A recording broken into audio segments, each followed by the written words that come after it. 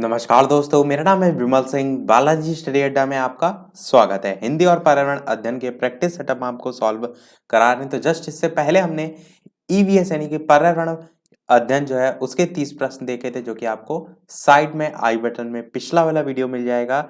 और आज हम देखेंगे हमारा हिंदी का जो है वो सेट नंबर 8 और इसके हम 30 प्रश्न कुल जो है वो देखेंगे। तो चलिए शुरू करते हैं। ये सेट नंबर 8 हमारा होगा। तो 31 नंबर प्रश्न से हम स्टार्ट कर रहे हैं। निम्नलिखित में से क्या भाषा शिक्षण में पाठ्य पुस्तकों की विशेषता है, आपको बताना है। तो भाषा शिक्षण के उद्देश्य जो है उनको सुनिश्चित करने में, भाषा शिक्षण अधिगम जो क्रियाएं हैं उनको सुगम बनाने में। दो ऑप्शन आपको दिख रहे हैं सही है, तो जाहिर सी बात है चारों ही सही होंगे। शिक्षण प्रक्रिया में समय की बचत करना भी आपका इसमें आ जाएगा, तो आप क्या कहेंगे, उपरोक्त सभी आपका बिल्कुल सही हो जाएगा। अगला प्रश्न देखते हैं 32। मौलिक चिंतन संभव है, बताना है आपको शारीरिक विकास के द्वारा, मानसिक विकास के द्वारा, साधुओं की संगति से या मातृभाषा से। बताना है आपको मौलिक चिंतन जो है वो किसके द्वारा संभव है।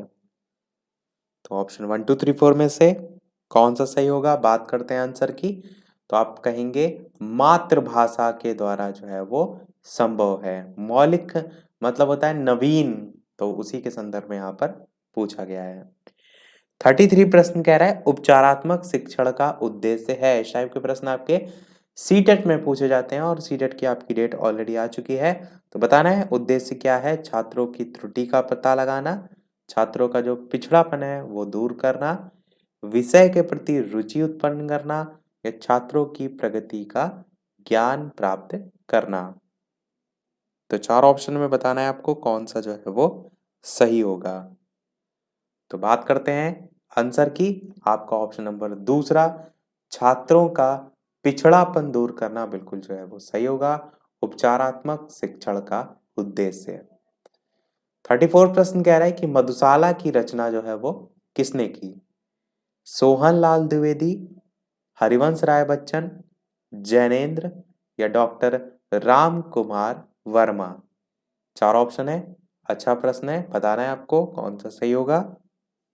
बात करते हैं आंसर की, तो आपका ऑप्शन नंबर दूसरा हरिवंश राय बच्चन बिल्कुल सही हो जाएगा। बहुत ही प्रसिद्ध इनकी रचना है। 35 प्रश्न कह रहा है कि रामधारी सिंह दिनकर को भारतीय ज्ञानपीठ पुरस्कार प्राप्त हुआ था। तो किस पर प्राप्त हुआ था, उनकी कौन सी रचना थी। रश्मि रथी, परशुराम की प्रतीक्षा, कुरुक्षेत्र, या उर्वशी। चार ऑप्शन है, बताना है आपको कौन सा जो है वो सही होगा। बात करते हैं चलिए आंसर की, तो आपका चौथा ऑप्शन उर्वशी जो है वो बिल्कुल सही हो जाएगा।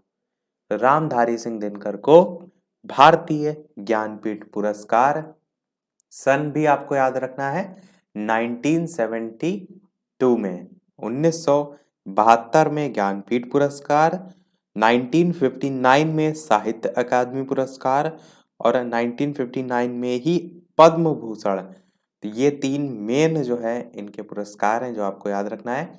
और ये भी ध्यान रखिएगा आपका उर्वशी पर जो है वो भारतीय ज्ञानपीठ पुरस्कार इन्हें प्राप्त हुआ था। तो चौथा ऑप्शन आपका सही हो जाएगा। 36 प्रश्न कह रहा है प्रत्येक का संधि विच्छेद है। प्रति प्लस एक, प्रति प्लस एक, प्रति प्लस एक, या प्रति प्लस एक। इस प्रकार से चार ऑप्शन है। तो बात करते हैं आंसर की। ऑप्शन 1 2 3 4 में से कौन सा सही होगा। तो बिल्कुल आपका दूसरा ऑप्शन प्रति प्लस एक जो है वो बिल्कुल सही हो जाएगा, प्रत्येक का संधि विच्छेद। 37 प्रश्न कह रहा है कि राजर्षि का संधि विच्छेद है। राज प्लस ऋषि, इस प्रकार से अलग अलग चार ऑप्शन है। डायरेक्ट मैं आंसर की बात करूंगा, आपको बताना है कि इन चारों में से कौन सा जो है वो सही होगा। अभी हम प्रश्नों की प्रैक्टिस कर रहे हैं, जल्द ही कुछ समय बाद। थोड़ा सा इस समय टाइम जो है शेड्यूल मेरा थोड़ा सा बिजी है, इसलिए मैं केवल और केवल प्रश्न की प्रैक्टिस करा रहा हूँ। आगे कोशिश हम करेंगे टॉपिक वाइज भी चीज़ों को जो है वो लाया जाए, पर थोड़े से दिनों के बाद वो सारी चीज़ें स्टार्ट होंगी। तो चार ऑप्शन में कौन सा सही होगा। तो ऑप्शन 1 2 3 4 में से बात करते हैं चलिए आंसर की। तो राजर्षि का संधि विच्छेद जो है आपका पहला वाला राज प्लस ऋषि, ये जो है वो बिल्कुल सही हो जाएगा। अगला प्रश्न 38 है, बहुत ही अच्छा प्रश्न है। स्वर्गवासी में समास आपको बताना है। तत्पुरुष, द्वंद्व, दिगु या कर्मधारय। बताना है आपको ऑप्शन 1 2 3 4 में से कौन सा सही होगा। वीडियो पसंद आ रहा हो तो सभी लोग वीडियो को लाइक भी अवश्य करते रहिएगा, ताकि इसी प्रकार अच्छे प्रश्न हम आपको आगे भी प्रैक्टिस जो है वो कराते रहें। तो ऑप्शन 1 2 3 4 में से बात करते हैं आंसर की, तो आपका पहला ऑप्शन तत्पुरुष समास जो है वो बिल्कुल सही हो जाएगा। 39 प्रश्न कह रहा है कि निम्नलिखित में से किस शब्द में बहुब्रीहि समास नहीं है, आपको बताना है। मैंने आपको पहले भी काफी बार बताया कि जहां पर भी नहीं हो लिखा हो, इस टाइप से इसको लाइन खींच लिया करिए, ताकि प्रश्न आप कभी गलत ना करें। तो दशानन में बहुब्रीहि समास होता है, आप कहेंगे बिल्कुल होता है। मृत्युंजय, पंचवटी, पंचामृत, इन ऑप्शन में आप छाटिए, क्योंकि दशानन तो बहुत ही नॉर्मल है और अधिकतर जगह आपको ऑप्शन ये देखने को भी मिलता है। तो बात करते हैं, चलिए अब आंसर की कौन सा बहुब्रीहि समास नहीं है। तो पंचामृत जो है आपका बिल्कुल सही हो जाएगा, जो कि बहुब्रीहि समास जो है वो नहीं है। 40 प्रश्न कह रहा है कि अर्जुन का पर्यायवाची क्या होगा, बताइए। धनंजय होगा, गुडाकेश होगा, गांडोवधारी होगा या ये सभी। 4 ऑप्शन में छाटना है आपको, कौन सा सही होगा। तो चलिए बात करते हैं आंसर की ऑप्शन 1 2 3 4 में से। तो आप क्या कहेंगे, तीनों ही आपके बिल्कुल सही है, यानी कि चौथा आपका ऑप्शन ये सभी जो है वो बिल्कुल सही हो जाएगा। 41 प्रश्न कह रहा है कि अकाल का पर्यायवाची है। दुर्भिक्ष है, अंधियारा है, अक्षत है या अपरिहार्य है। अकाल का पर्यायवाची आपको बताना है। तो ऑप्शन 1 2 3 4 में से बात कर लेते हैं आंसर की। तो आपका पहला ऑप्शन दुर्भिक्ष जो है वो सही हो जाएगा। और भी बहुत से होते हैं पर्यायवाची, जैसे कमी होता है, अनुपलब्धि होता है, किल्लत होता है, अभाव होता है, भुखमरी भी इसी का होता है आपका काल का पर्यायवाची, सूखा होता है, दुष्काल होता है। ऐसे पर्यायवाची सभी अकाल के होते हैं। 42 प्रश्न कह रहा है स्पर्धा जो है इसका विलोम शब्द क्या होगा। स्फुट होगा, सहयोग होगा, अप्रस्थ होगा या स्वच्छ होगा। 4 ऑप्शन में छाटना है आपको, कौन सा सही होगा। तो बात कर लेते हैं आंसर की ऑप्शन 1 2 3 4 में से। तो दूसरा वाला आपका ऑप्शन सहयोग जो है वो बिल्कुल सही हो जाएगा।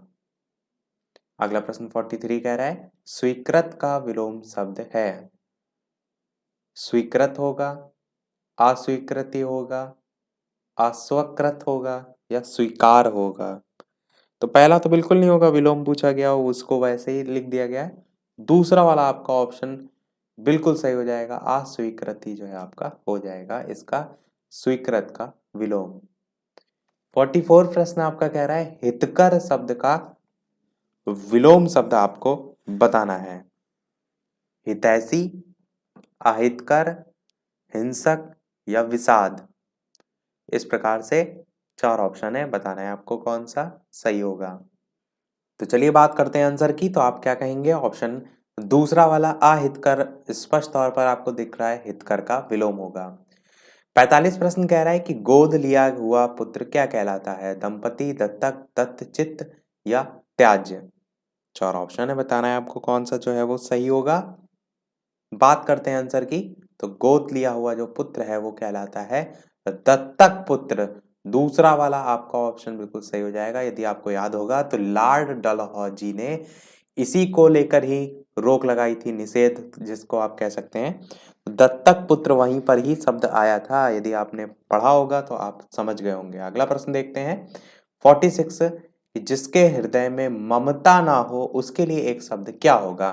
निर्मम होगा, निर्मूल होगा, निर्गुण होगा या निराश होगा। 4 ऑप्शन है, बताना है आपको कौन सा सही होगा।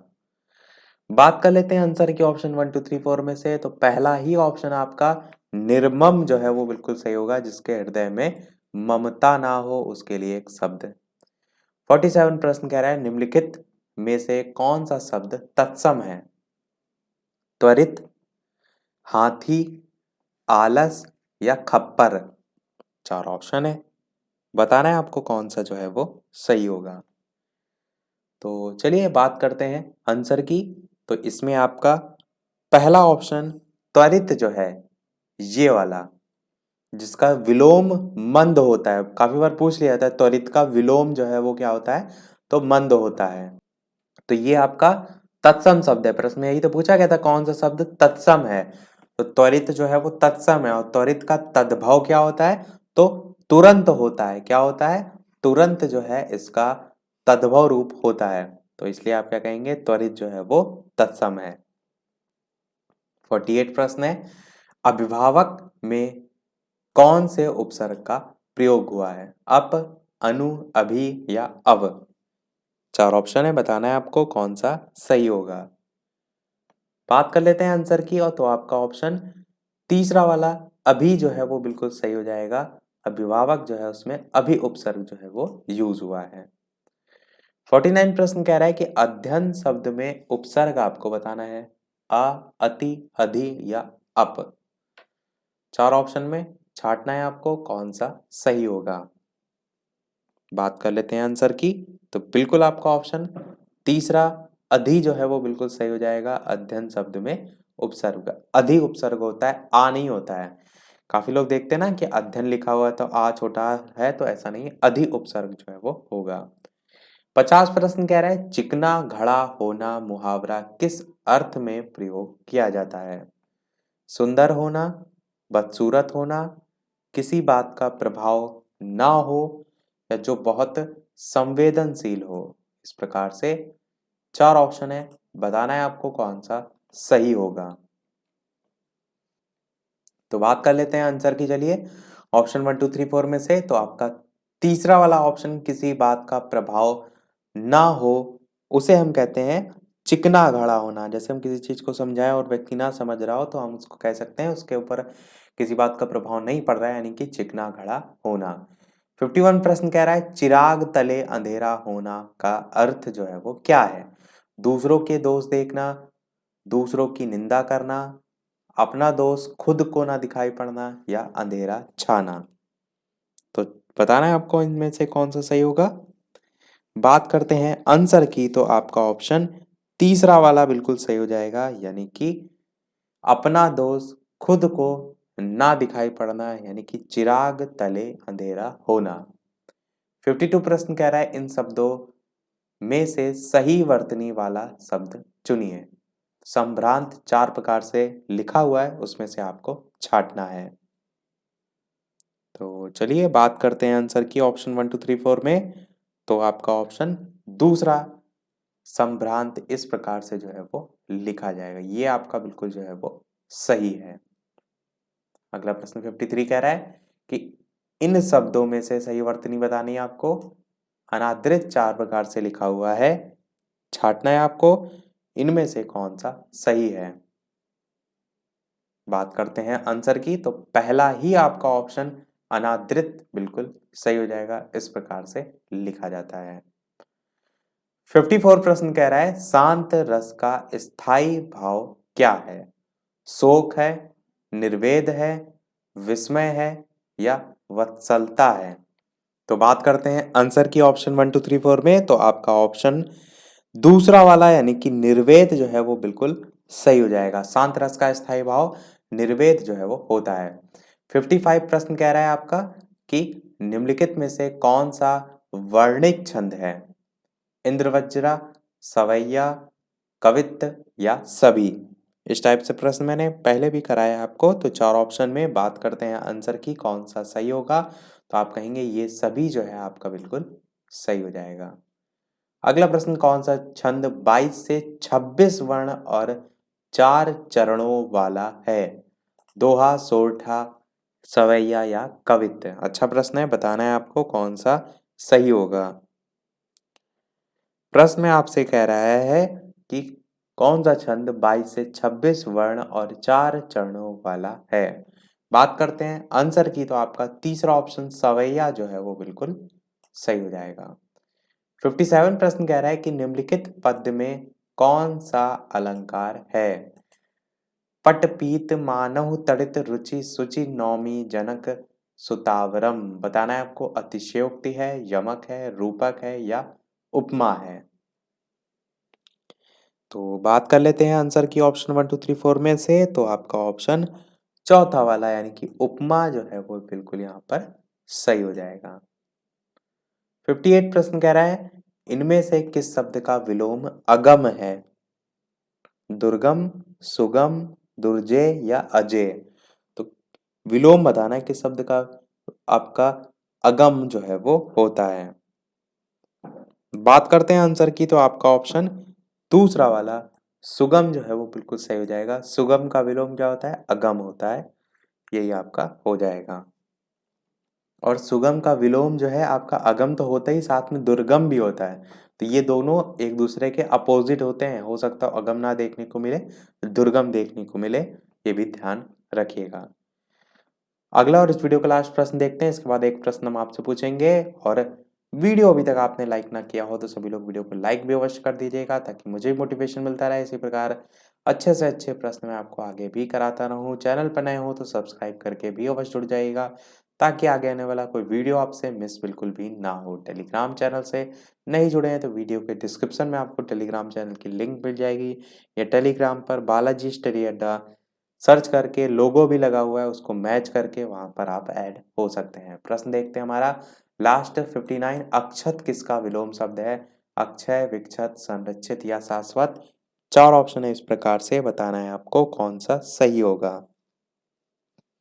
बात करते हैं चलिए अब आंसर की। तो आपका ऑप्शन दूसरा वाला विक्षत जो है वो बिल्कुल सही हो जाएगा। अक्षत किसका विलोम शब्द है? विक्षत का जो है वो विलोम शब्द है। अब वो प्रश्न जैसे कि सभी वीडियो में हम आपसे एक ना एक प्रश्न पूछते हैं, इस वीडियो का बहुत ही इजी प्रश्न है लास्ट में कि विद्यालय शब्द में कौन सी संधि है? मुझे पूरा यकीन है किसी भी का भी गलत नहीं होगा ये बिल्कुल भी। स्वर संधि है, व्यंजन संधि है, विसर्ग संधि या इनमें से कोई नहीं? तो अपना आंसर वीडियो के मेन कमेंट में टाइप करके जो है अवश्य बताइएगा। इसी के साथ हमारे सभी प्रश्न जो है वो समाप्त होते हैं। टोटल आपके कितने प्रश्न सही रहे वो भी अवश्य बताइएगा, और आंसर भी इसका अवश्य बताइएगा। तो आज के में इतना ही। वीडियो पसंद आया हो तो लाइक अवश्य कीजिएगा, चैनल पर नए हो तो सब्सक्राइब जरूर कीजिएगा। मिलते हैं फिर अगले वीडियो में नए टॉपिक के साथ। तब तक के लिए नमस्कार। Thank you for watching.